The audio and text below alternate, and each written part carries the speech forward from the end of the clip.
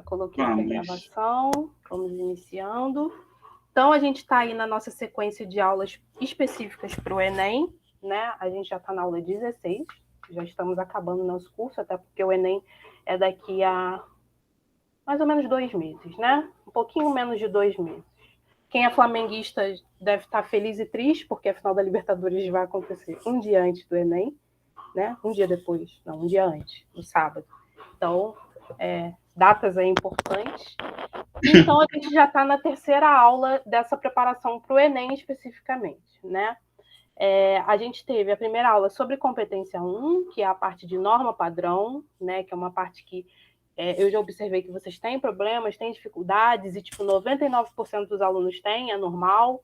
Tentei dar alguns caminhos para vocês irem resolvendo esses problemas.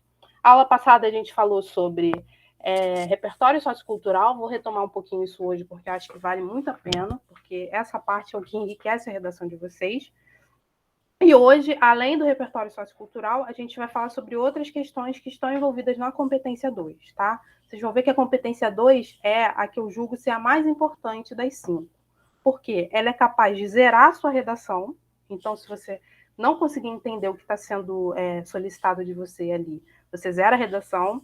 E, ao mesmo tempo, é a competência mais completa em termos de análise. Vocês vão ver que são muitas coisas que são solicitadas nesse aspecto especificamente, tá bom? Qualquer dúvida, vocês me interrompam, tá? Porque realmente fica meio difícil de olhar o chat e olhar aqui a apresentação. E vamos seguindo, tá? Lembrando que a base para esse material que eu construo é aquele manual que já está lá no nosso Google Classroom. Então, vocês podem ter essas informações mais ampliadas lá. E lá nesse manual, quando a gente vai, depois que vem a competência 1, vem a competência 2, a descrição, né, a grade e tudo mais, a gente tem a síntese da competência, né? Uma frase que eles colocam para a gente entender sobre o que a gente vai precisar escrever para atingir a pontuação máxima nessa competência 2.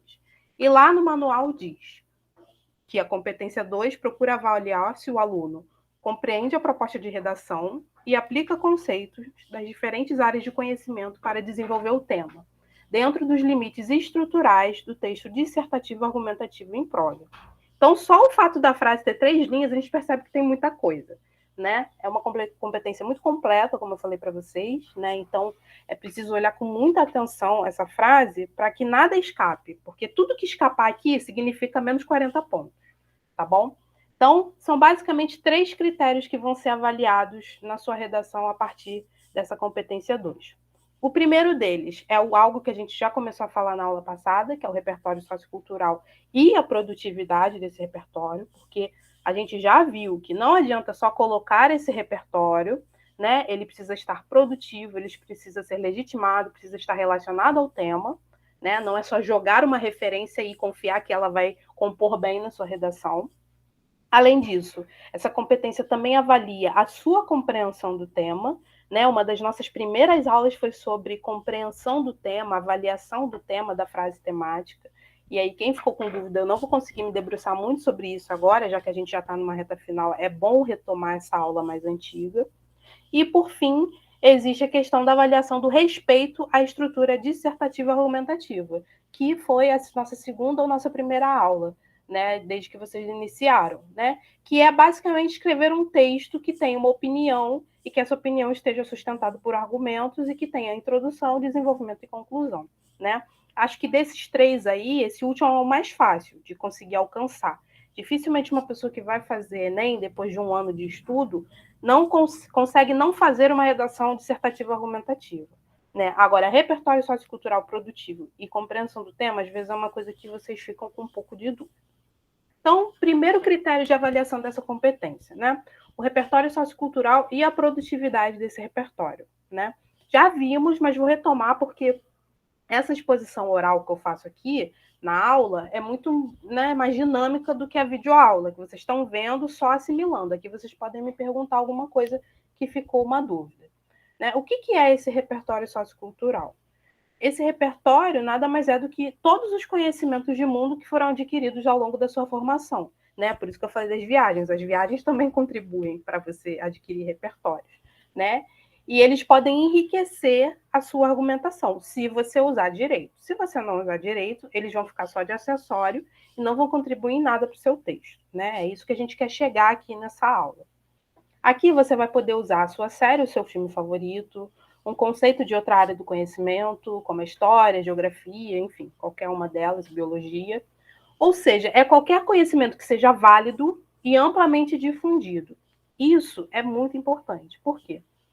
Coisas como senso comum, crendice popular, nada disso é um repertório sociocultural válido e amplamente difundido. Um repertório sociocultural, ele é algo que tem a ver com ciência, com algo que foi estudado, com algo que foi repercutido, né, digamos assim. Não pode ser, vamos dar um exemplo aí.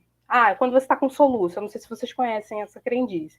Você está com soluço, você molha um papelzinho pequenininho e bota na testa que o soluço vai passar. Esse tipo de coisa, não preciso nem falar que é inadmissível você colocar numa redação. Porque não tem comprovação científica, enfim, não tem base para sustentar uma argumentação, uma informação que sem fundos científicos, né? Então, o que a gente pode colocar? A gente viu na aula passada lá na videoaula do Lucas. Filme, série, um conceito da biologia, um conceito da sociologia, uma novela, uma música, um acontecimento histórico, qualquer coisa, tá? O que você imaginar. Sei lá, vou falar de algo que está todo mundo falando agora. O filme da Suzanne von Richthofen. Não sei, de repente cabe na sua redação, né? Você pode estar falando sobre o tema da redação, nunca vai ser do Enem, tá? Mas uma redação de algum outro vestibular.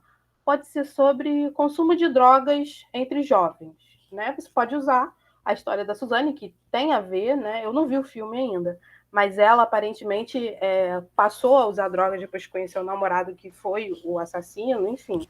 Isso pode cair na sua redação como uma luva, mas pode não cair também. Tudo é como você coloca, né? Então, cuidado como você coloca essas informações. Alguém quer falar?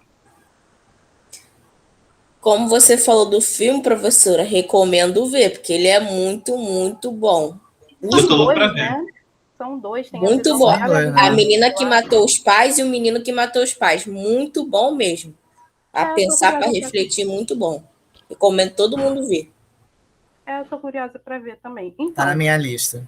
quando vocês veem qualquer coisa na Netflix, né? Eu acabei de ver Sex Education, que eu amo.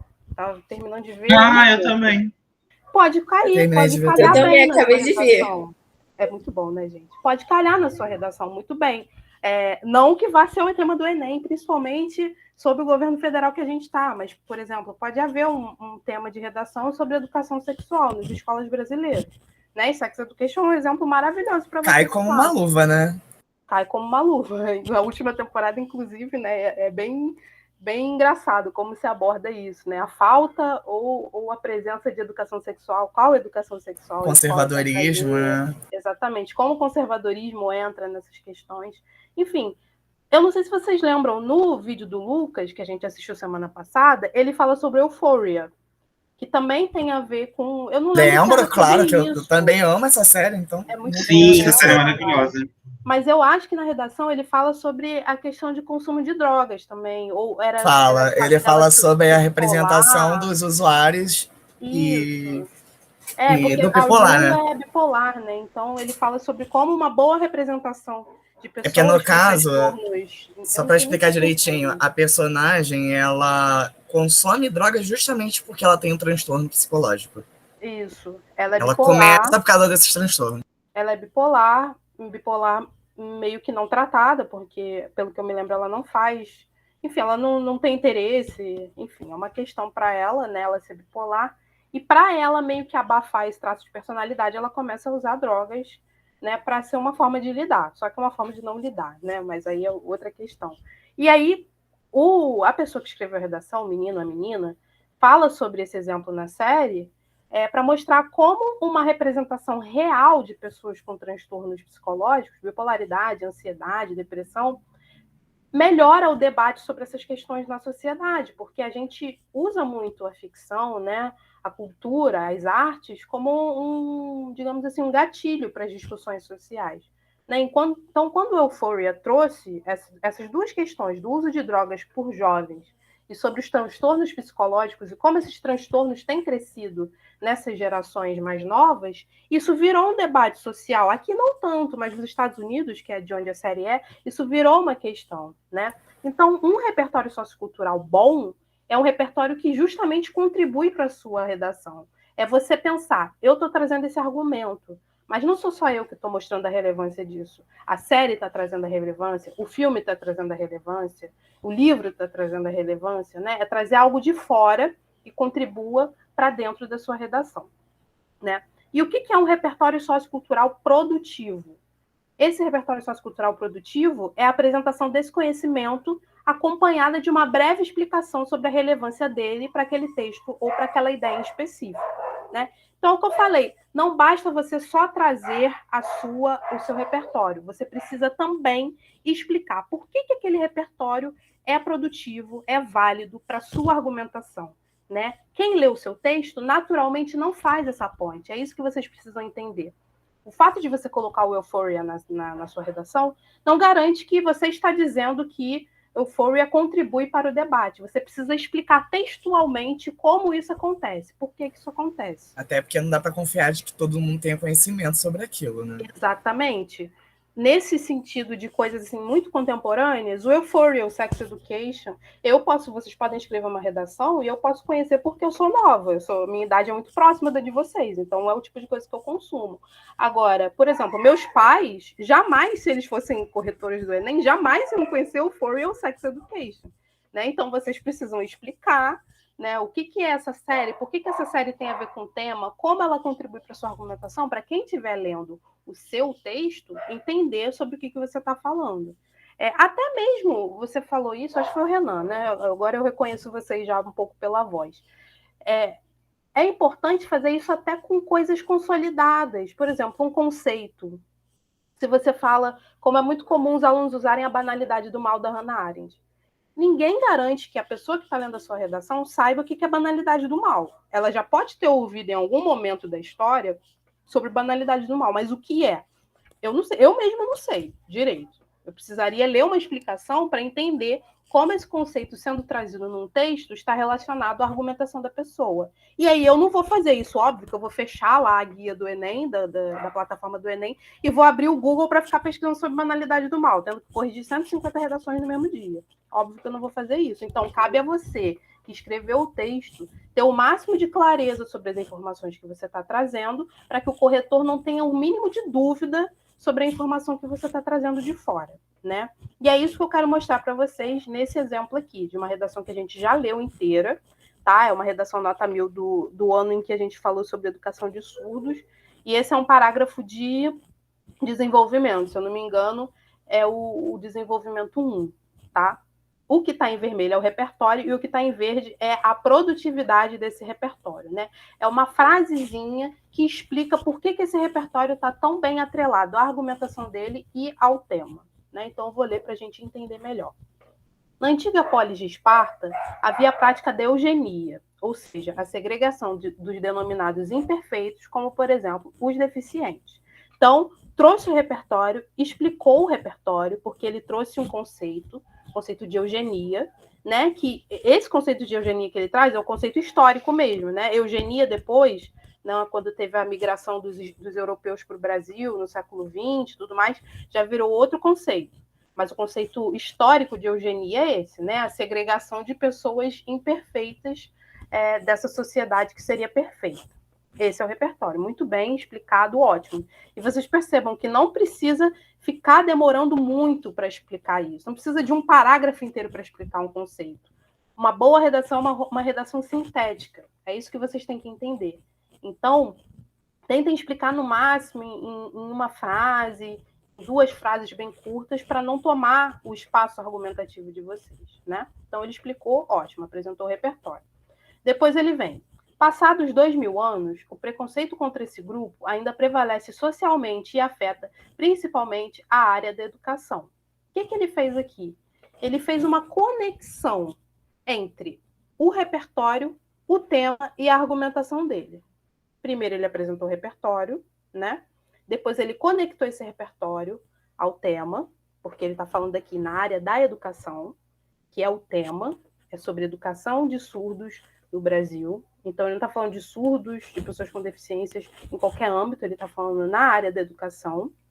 E ele está colocando como essa questão se relaciona para ele à argumentação dele, né? Ele está falando que esse preconceito é histórico e que mesmo dos 2000 anos depois, ele continua existindo nessa sociedade, que não superou isso.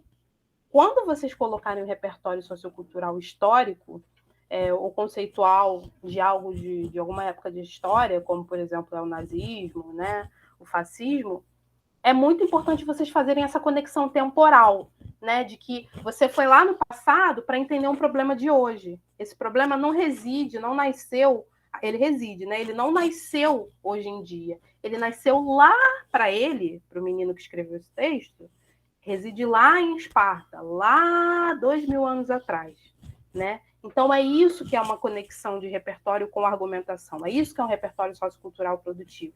Se ele não tivesse colocado essa frasezinha aqui simples, esse repertório sociocultural não estaria produtivo. Por quê? Ele simplesmente jogou uma informação e deixou no cargo do corretor entender o que essa informação queria dizer. E é o que vocês jamais têm que fazer. Expliquem, mostrem para quem está corrigindo o seu texto que você é inteligente, que você tem esse repertório, mas mais que isso, você sabe relacionar esse repertório ao que você está querendo dizer ali, ao que você está argumentando. Essa capacidade de fazer um repertório sociocultural produtivo é meio aquela diferença entre uma pessoa inteligente e uma pessoa enciclopédica. Uma pessoa enciclopédica é aquela pessoa que tem muito conhecimento, na verdade não é nem conhecimento, muita informação. Ela sabe muitas coisas, muitos fatos históricos, datas, não sei o quê. Mas uma pessoa inteligente é a pessoa que sabe isso tudo e consegue relacionar essas informações a outras, estabelecer relações, criar pontes, né? E é isso que o Enem quer que vocês sejam. Inteligentes, não só enciclopédicos, inteligentes, que vocês estabeleçam relações, pontes entre as ideias que aparecem ali no texto, tá bom?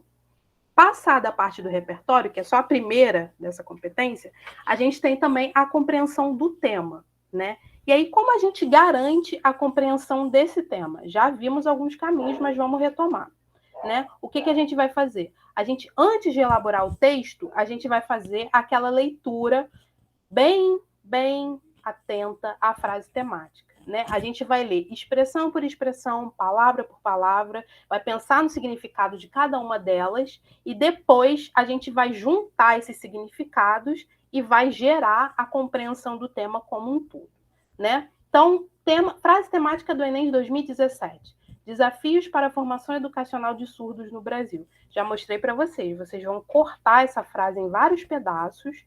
Cada pedaço desses vai gerar um significado, uma ideia, e depois a gente vai somar isso. O que essas ideias somadas me revelam? Eu que vou fazer uma redação sobre esse tema.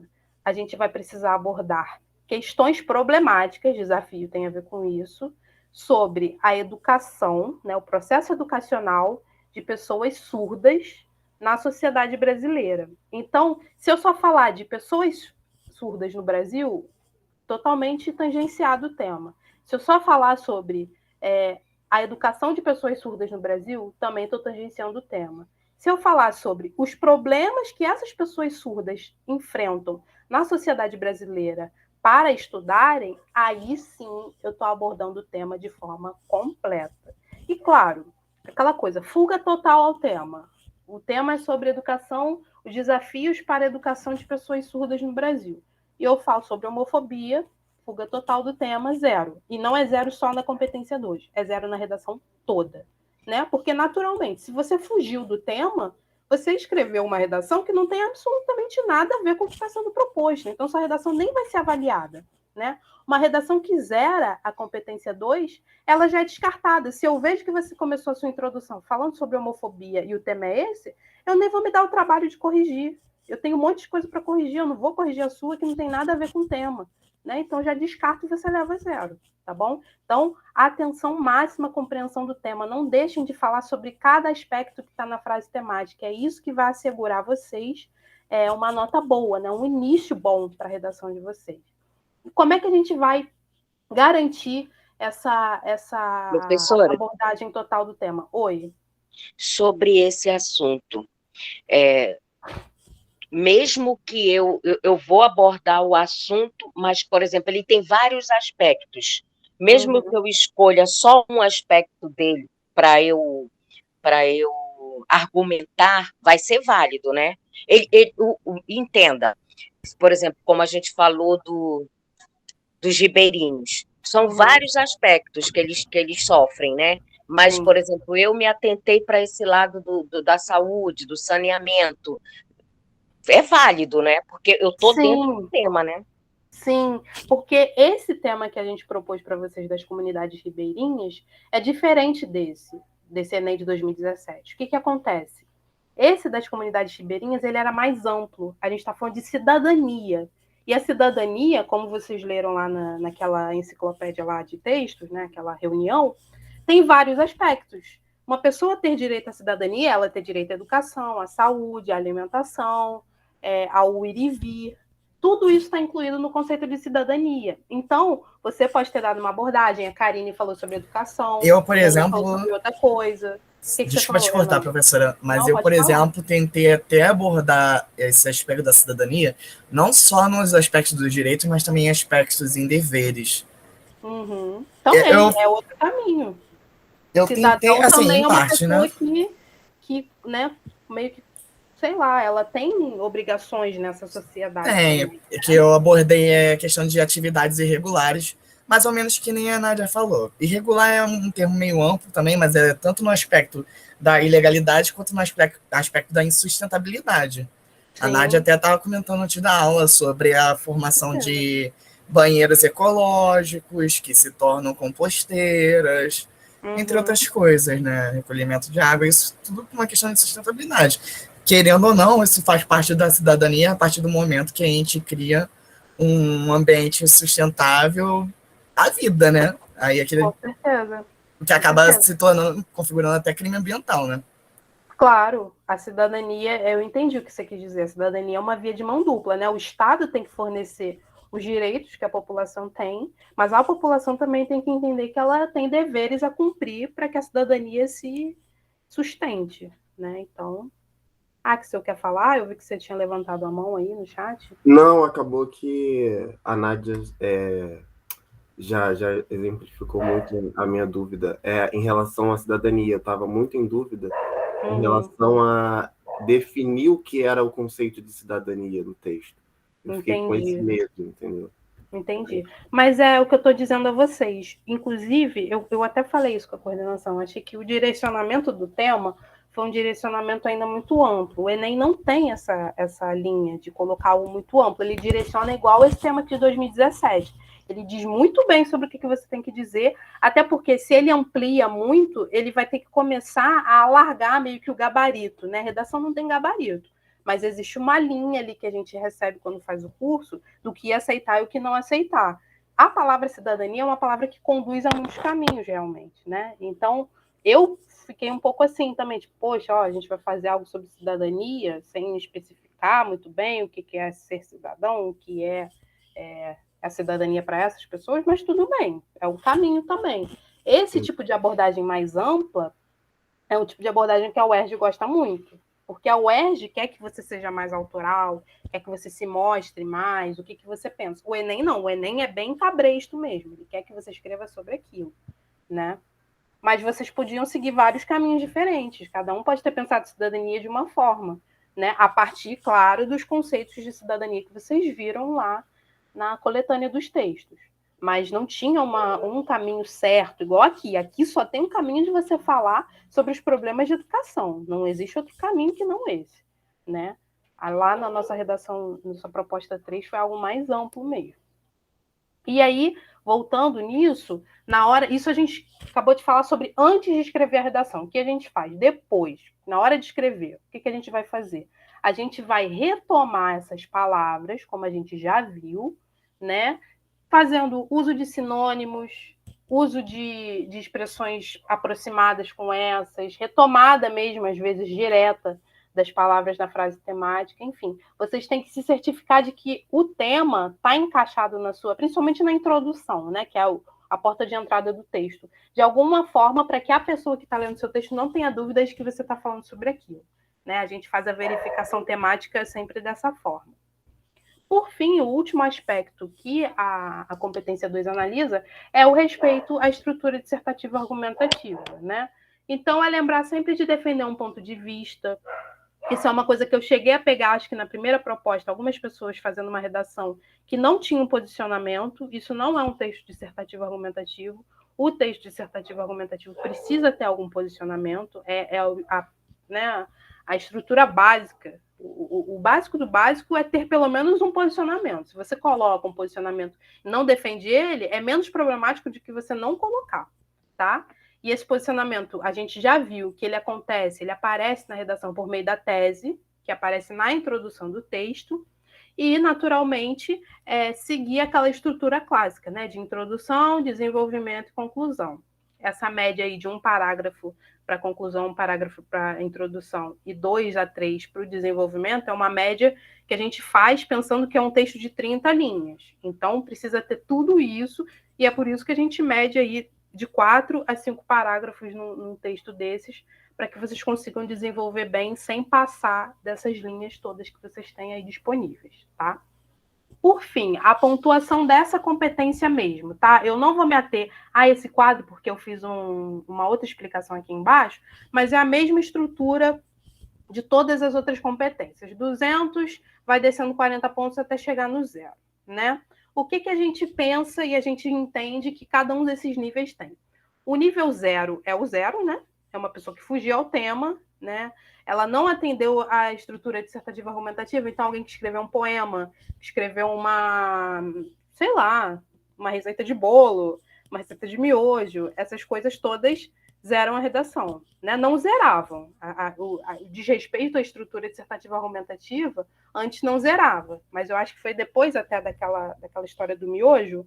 O miojo, né? O clássico. Exatamente, que começaram a mesmo um trecho desconectado, né? É uma mistura de trecho desconectado com desrespeito à estrutura, né? Então você zera totalmente a redação. E, naturalmente, se você fugiu do tema, porque aí não tem como avaliar uma redação que não é sobre o que está sendo proposto ali. Então, nível 0, e nível 0 na competência 2, 0 na redação toda. Tá? As outras competências não são assim, mas essa especificamente é. Então, muita atenção à competência 2.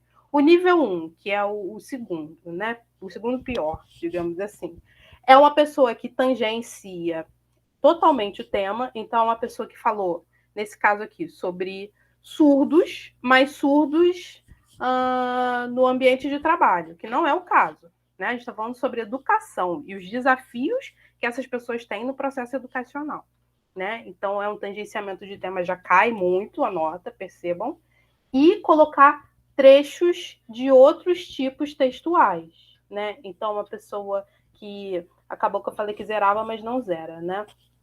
Uma pessoa que coloca um pedacinho da receita de miojo já cai nesses 40 aqui. Uma pessoa que coloca um poeminha. Ai, do nada, me deu vontade de escrever um poema. Vou interromper aqui minha argumentação e colocar um poema. Né? Ninguém vai fazer isso. Acho que ninguém está louco o suficiente para isso. Mas estejam atentos, porque até um trecho, é claro que eu estou sendo extrema, mas até um trecho que não é argumentativo, um trecho que é expositivo, você só está mostrando alguma coisa. Se a pessoa for muito rigorosa, ela pode acabar te dando só 40.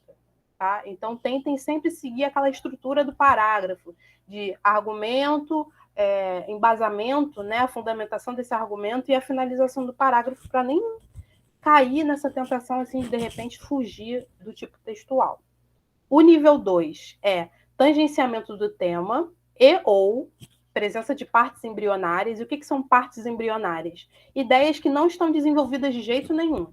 Tá? Você colocou uma ideia lá, soltou e começou a andar para outro lugar. Tá? Não façam isso de jeito nenhum.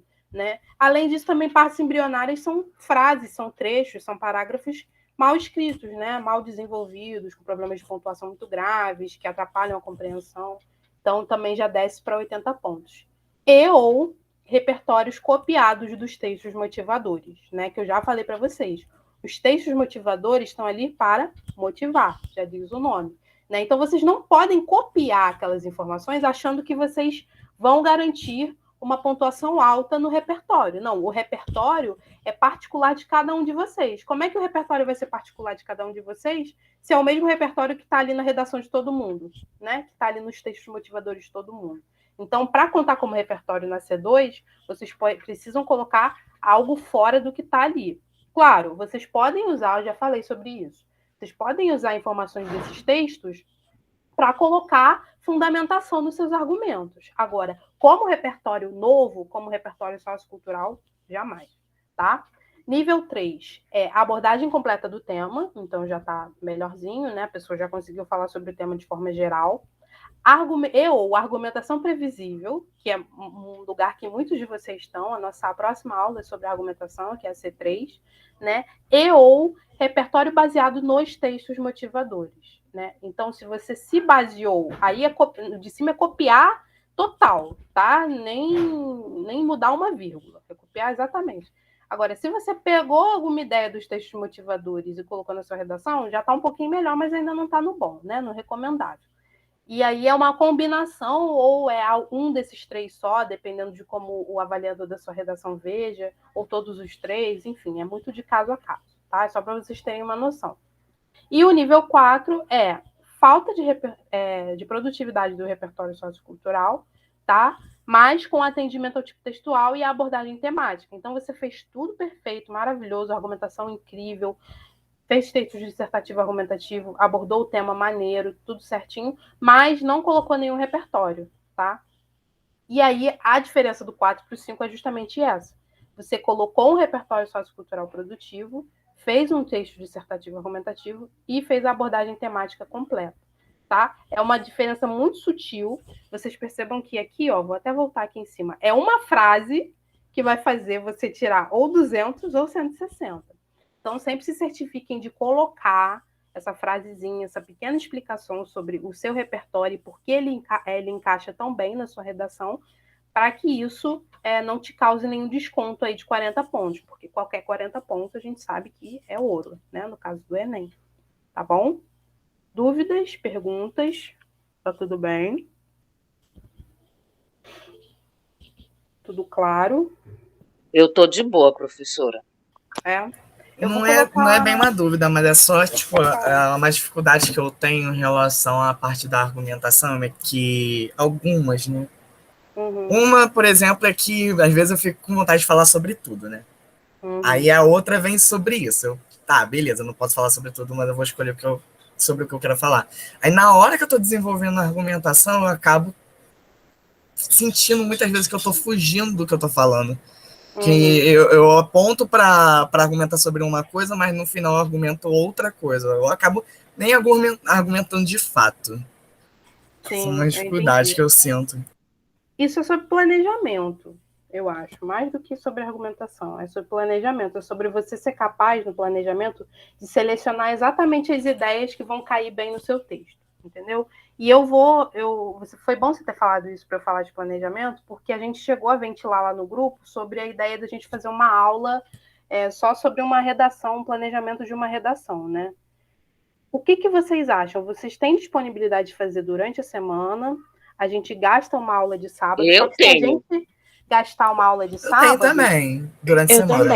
Eu temo que a gente não vai conseguir fazer essa aula antes do Enem, então isso perde o sentido. Tá? Não, durante a semana a gente faz sim, professora. A gente já fez de outro, já fez de biologia, já fez de matemática. De matemática. Uhum. Teve uma de biologia agora que foi quinta-feira às 8 horas e coube certinho no horário. E assim, das pessoas. E a gente, geralmente, quando a gente faz essa durante a semana, claro que depende da disponibilidade de cada um. Muitas vezes a gente tem muito mais abertura para falar por muito mais tempo. De biologia agora acho que foi pelo menos mais de uma hora, se não me engano. Foi, mas a gente terminou 9h20. Um pouquinho. Sim. A gente pode fazer. Olha, os meus melhores dias são terça e quarta, tá? E pode ser à noite, que eu acho que é um momento melhor para todo mundo, que já voltamos do trabalho. Enfim, eu vou mexer nisso certinho, pensar numa data e vou consultar vocês, porque eu acho que é importante a gente fazer isso e vocês alegaram uma coisa muito boa, que é o tempo, né? De fazer algo mais longo do que a gente tem aqui.